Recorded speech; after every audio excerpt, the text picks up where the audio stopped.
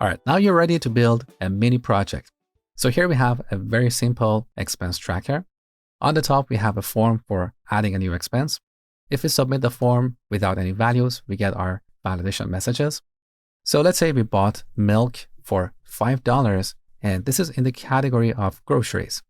When we click submit, the new item gets added to our list and the form gets cleared. Now down here, we have all the expenses. We can filter them by category. So now if you look at groceries, we only see our grocery items and the total gets updated. So the total is $20. If I go to a different category like utilities, we only see the utility items with a different total. Now we can also look at all categories. We can delete items here.